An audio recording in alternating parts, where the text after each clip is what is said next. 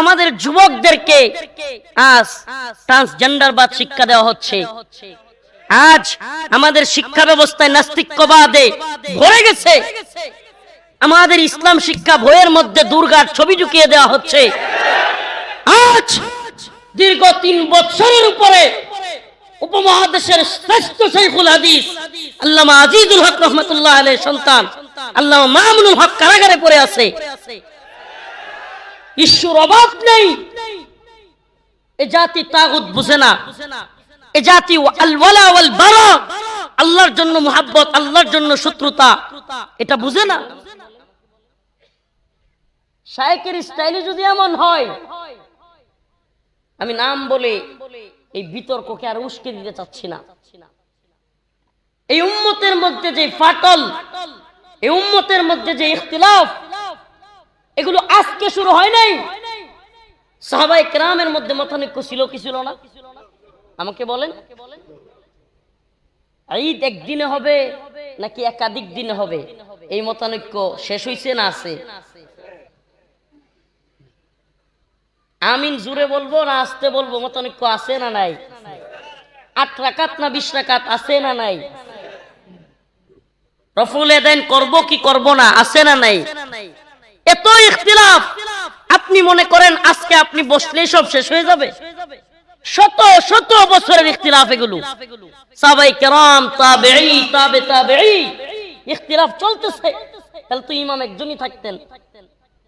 আপনি বলেন 4 ইমাম, আমি বলি 4 ইমাম, অন্যরা বললে না সালাফি হক, হানাফি হক। তো ভাইরা আমার, বুঝানোর উদ্দেশ্য হলো রাসূল উম্মতকে একত্রীকরণ করার জন্য বলে গিয়েছেন, ওয়াতাসিমু বিহাবলিল্লাহি জামিআ ওয়ালা তাফাররাকু। তাফাররুক করার কথা আল্লাহ পাক নিষেধ করেছেন, রাসূল নিষেধ করেছেন। বিভ্রান্তি তৈরি করা, ফিরকা তৈরি করা, দল তৈরি করা। আর আজকে আমি আপনি আমার একটা নির্দিষ্ট গণ্ডি তৈরি করতে চাই যে সবাই আমার জি হুজুর জি হুজুর করুক। প্রিয় ভাইরা আমার, বন্ধুগণ আমার, আমাদের কেউ কি বলতে পারবে যে সালাফিরা মুসলমান না? আমার কথা মনে বুঝাইতে পারতেছেন? সালাফিরা মুসলমান না, এটা কেউ বুঝাইতে পারবে? বলতে পারবে? কিংবা সালাফিদের কেউ কি বলতে পারবে যে হানাফিরা মুসলমান না? তাহলে যদি মুসলমান মনে করেন আপনার নবী এক, আমার নবী এক, আপনার কোরআন এক, আমার কোরআন এক, আপনার আল্লাহ এক, আমার আল্লাহ এক, আজ গোটা পৃথিবীতে মুসলিমরা নির্যাতিত, নিপীড়িত, প্রতিদিন ফিলিস্তিনের শত শত মুসলমানদের আর্তনাদ, চিৎকারে আকাশ বাতাস বাড়ি হওয়ার মতো অবস্থা।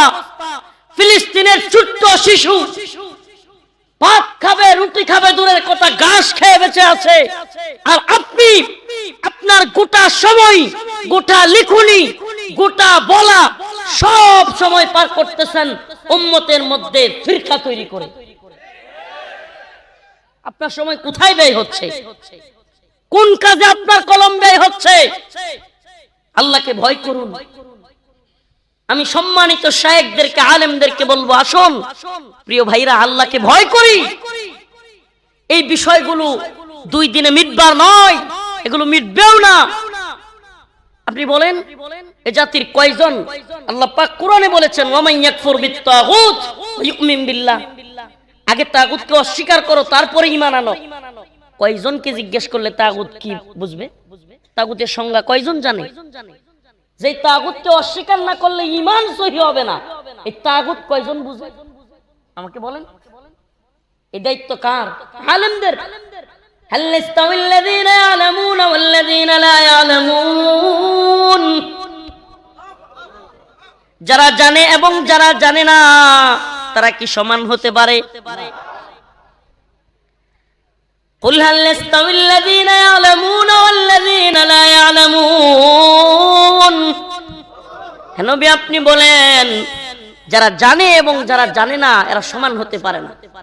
ভাই, আপনি তো আলেম, আপনি তো শায়েখ।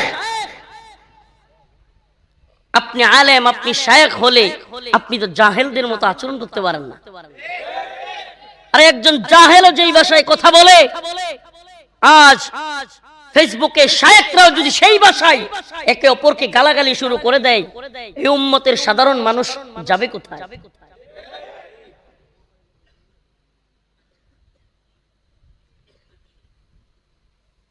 ইন্নামা ইয়াখশাল্লাহা মিন ইবাদিহিল উলামা,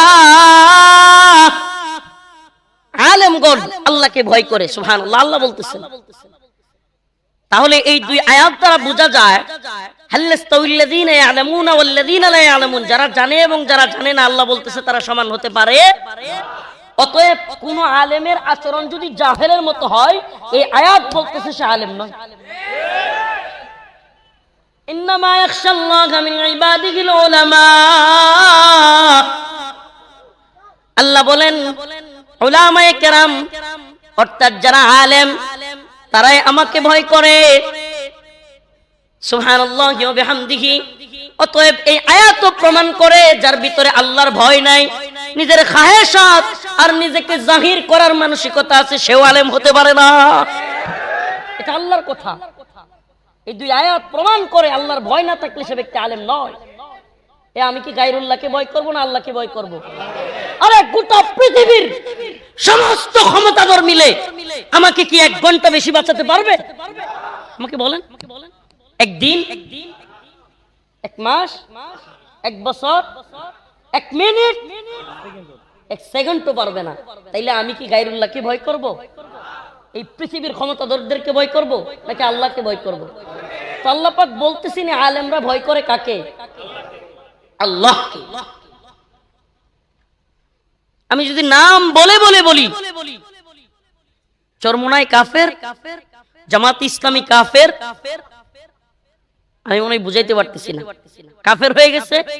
যদি মুসলমান হয়ে থাকে, তবে আমরা কি এই পরিস্থিতিতে এসেও, আপনি কি আরাকানের অবস্থা দেখেন নাই? অনেকে বলে যে রোমে যখন আগুনে পড়তেছে, নিরু নামের এক ব্যক্তি নাকি বাঁশি বাজাইতেছে। রোম যখন আগুনে পড়ে, নিরু তখন বাঁশি বাজায়। তো আমাদের অবস্থা হয়েছে এই, আমাদের যুবকদেরকে আজ ট্রান্সজেন্ডারবাদ শিক্ষা দেওয়া হচ্ছে।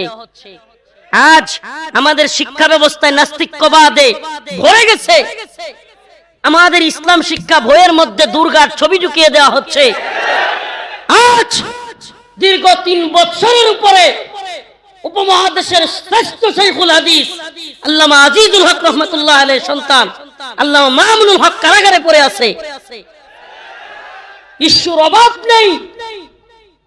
এ জাতি তাগুত বুঝে না। এ জাতি আল ওয়ালা ওয়াল বারা, আল্লাহর জন্য মুহাব্বত, আল্লাহর জন্য শত্রুতা, এটা বুঝে না। এ জাতি এমন অসংখ্য বিষয় আছে যেগুলো বুঝে না। এগুলো জানাবার দায়িত্ব আমাদের। এই উম্মাহকে বিজয়ের স্বপ্ন দেখানোর দায়িত্ব আমাদের। এই উম্মাহকে শিরিক মুক্ত, কুফর মুক্ত, এই তথাকথিত তন্ত্র মন্ত্রের সিস্টেম ভেঙে আল্লাহর দ্বীনকে বিজয়ী করবার এবং আল্লাহর দ্বীন বিজয়ী হয়ে ইসলামিক শাসন ব্যবস্থা, রাষ্ট্র ব্যবস্থা কায়েম করবার কথা বুঝাবার দায়িত্ব আমাদের।